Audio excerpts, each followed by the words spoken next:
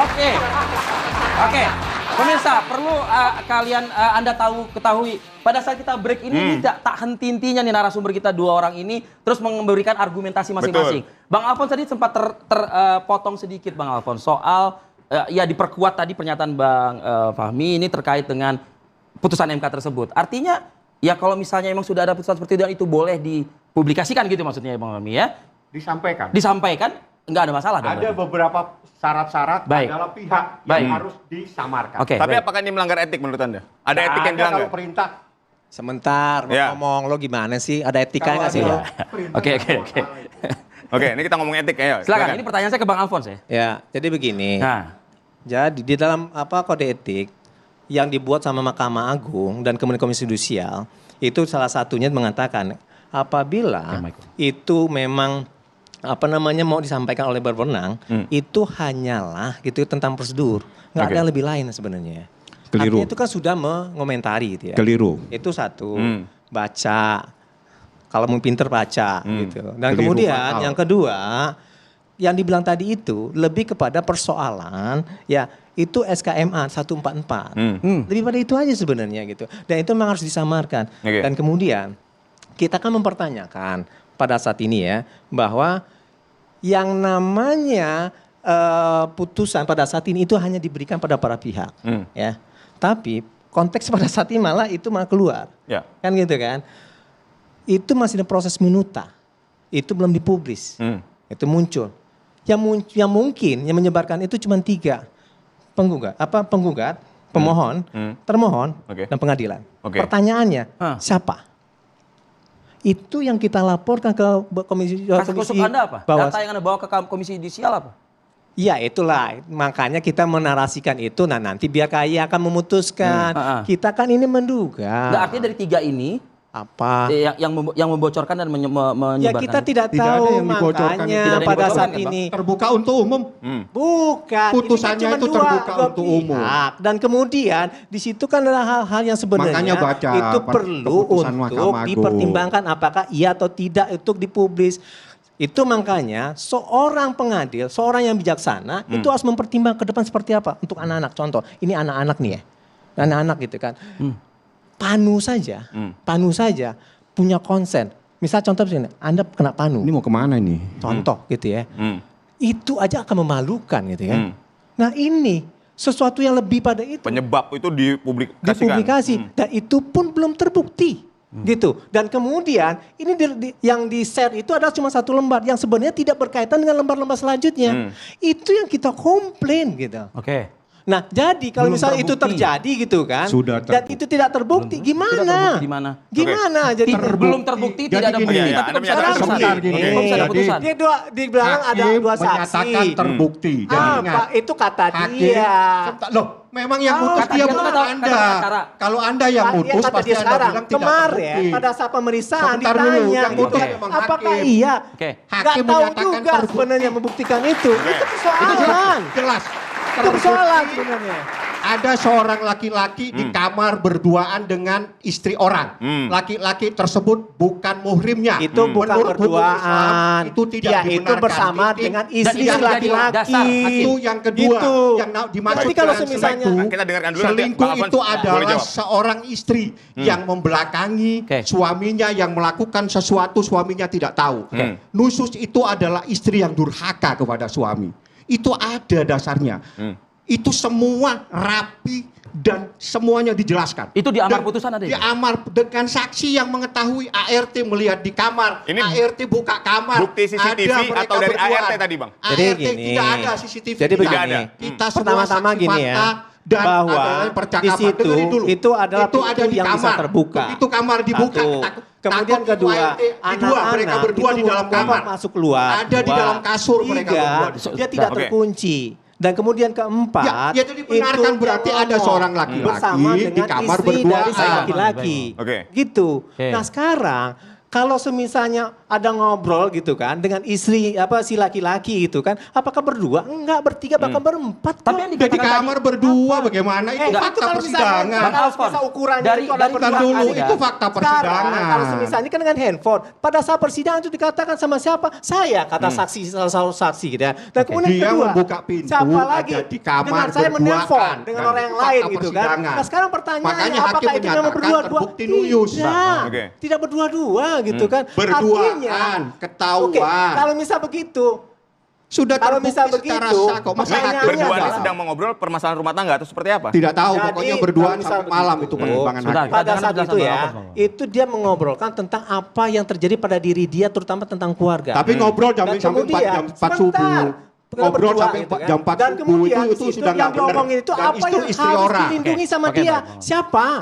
Yang perlu dianut apa yang Dilindungi. dihormati? Itu sudah dibenarkan Nah, gitu kan. Nah, oleh bahwa sebab itu ada laki-laki makanya, di kamar. Untuk Yang apa membenarkan dia siapa? mengumbar-umbar Ya, dia itu? sendiri Dan membenarkan. kemudian pada saat ini gitu kan, pada saat itu pembantu masuk, apa yang terjadi? Nggak terjadi apa-apa. Dan kemudian di situ juga Ini ada yang bukan lain. pasal Anak-anak juga perzinahan. ada gitu kan. Bukti juga lemah menurut Anda begitu? Nusus. Kalau pasal misalnya itu kan seseorang yang praduga aja. melanggar. Dan kemudian Berduaan. apakah ya Itu pertanyaan tidak begini, dibolehkan dia kan hukum ingin Islam. mengatakan Anda sudah bahwa ini ada mengatakan berkali-kali, perzinahan Bang gitu kan. Iyalah. Ya, Di oke. mana Masa saya perzinannya? harus Kan ngajar begitu. hukum Islam lagi? Nah, kalau misal begitu, Prof yang ngerti hukum kalau Islam. misal begitu gitu kan, Baik, apa nanti kita dikatakan itu tanyakan. nusus gitu. Tanya Prof Itu aja, salah nusus satu itu apa? sebenarnya. Oke. Itu Nusus cuma salah itu satu adalah dari istri banyak yang persoalan-persoalan yang durhaka. lain yang Oke, dikatakan. istri yang Contoh tidak yang lainnya menghormati gitu ya. suaminya. Contoh yang lainnya ya. Baik. Dua, permasalahan keuangan. Apakah seorang istri gitu kan diwajibkan untuk membuat kwitansi? Itu pertanyaan.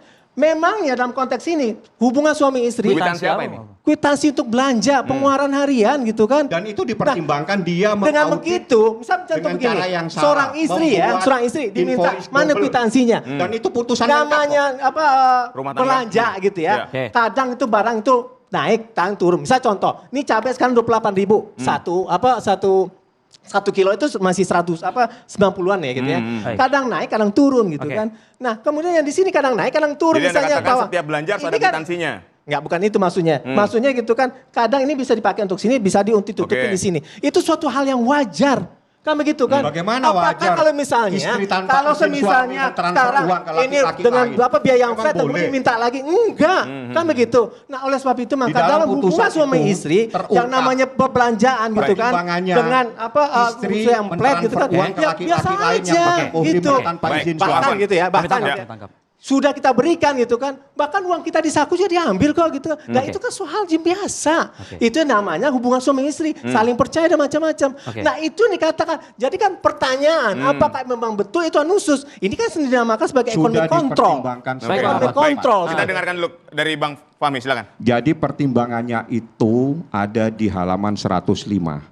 Secara menyeluruh. Salah satunya itu terbukti secara sempurna. Seorang laki-laki di kamar berduaan Anda dengan jangan istri ngomong orang. itu terus. Yang lain. Sebentar yang dulu. ngomong Kita kan begitu. sudah mendengar ya, Itu penjelasan adalah kita sudah pertimbangannya. mendengar. Oke. Yang kedua, berhalwat dengan laki-laki yang bukan muhrimnya. Oke, kita sudah mendengar berduaan penjelasan di itu. mall Kita artinya tanpa sama dia izin berhalwat itu daripada- apa? Jangan Itu salah semua lagi nanti. tertera di Semuanya 105. ada.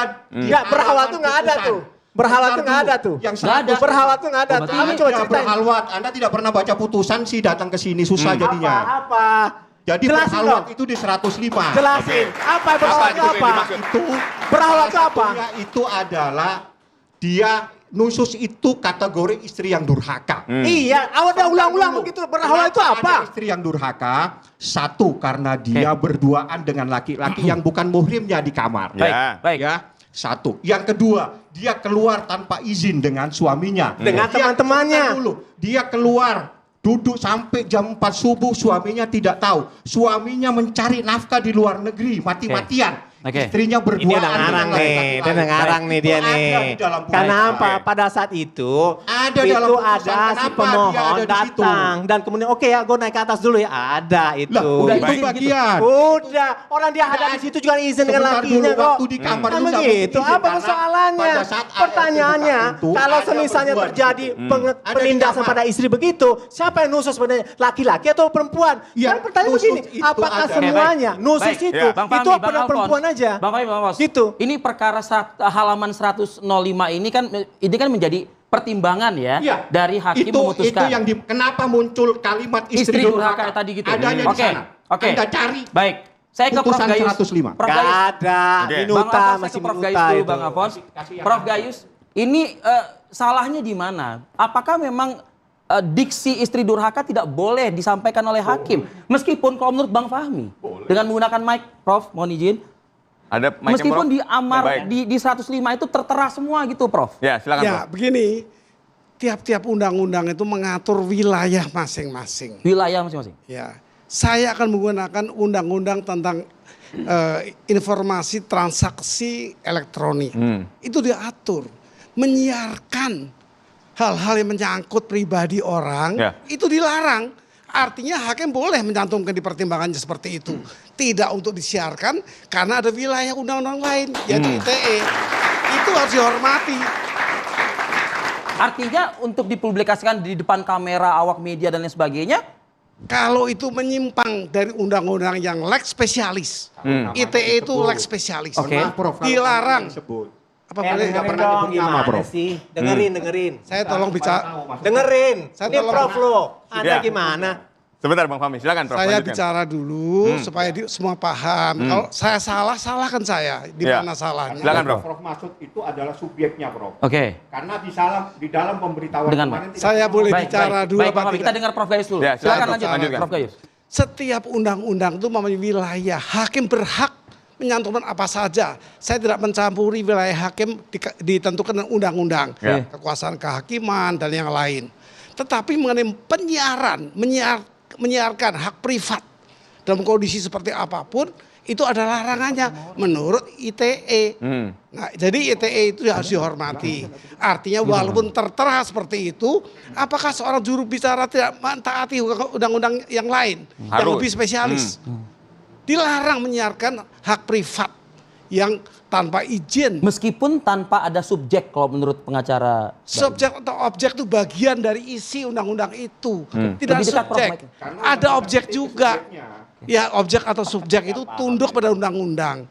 Baik terkait orangnya maupun hal yang disampaikan. Oke. Ya, jadi ini publik supaya tahu. Di Ya. sini kan banyak ahli. Publik ini bisa mempertimbangkan pendapat saya. Baik. Walaupun di pertimbangan jelas istri yang durhaka, Ya, apakah ya. boleh disiarkan? Apakah boleh itu disiarkan?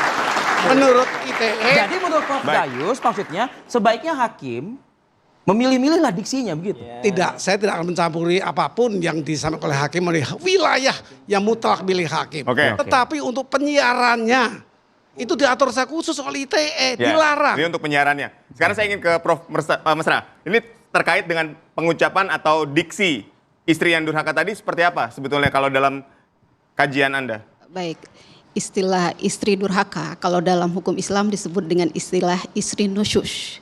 Dan ini muncul dalam peraturan.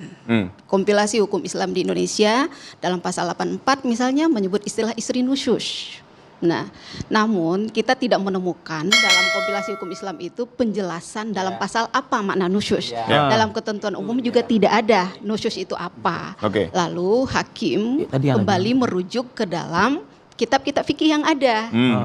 Karena memang kompilasi itu hadir untuk menyatukan kitab-kitab fikih dari berbagai mazhab. Karena di dalam kompilasi hukum Islam di Indonesia belum ada penjelasan tentang nusyush secara otentik seperti apa penafsirannya, akhirnya kan kembali merujuk ke dalam kitab fikih. Ya. Nah, akhirnya itulah yang dipakai oleh majelis hakim. Nusyush secara pendekatan lugawi, pendekatan kebahasaan, artinya memang irtifa, meninggi, merasa lebih tinggi, isyan, durhaka, Oke. tidak taat. Oke. Nah, Ya. kenapa istilah tidak taat ini muncul? Oke. Karena dalam Islam perintah taat itu kan diwajibkan kepada istri. Ar-rijalu qawwamuna 'alan nisa. Oke. Bahwa suami menjadi kepala keluarga, suami sebagai kepala keluarga itu adalah hak suami, kewajiban bagi istri untuk mentaati suaminya sebagai kepala keluarga. Oke, Prof. Ketika dia tidak mentaati suaminya, disitulah dikategorikan sebagai istri yang nusyus. Oke. Jadi makna nusyus itu sesungguhnya adalah ketidaktaatan. Oke. Hanya saja itu kan pendekatan secara bahasa tadi Ya. ya. Ya. Sekarang kita coba lihat dalam pendekatan fuqaha, secara pendekatan terminologis bahwa ternyata nusyus itu bisa dilakukan oleh laki-laki, bisa juga dilakukan oleh perempuan. Kenapa? Karena makna nusyus yang sesungguhnya menurut para fuqaha itu adalah orang suami atau istri yang lalai meninggalkan kewajibannya, meninggalkan tanggung jawabannya sehingga mengganggu keharmonisan rumah tangga. Saya ke Prof. Mesra, kalau dengan demikian itu semua dan 105 tadi juga sudah menjadi dasarnya, boleh nggak hakim menjudge seseorang istri durhaka? Nah sekarang kita lihat apakah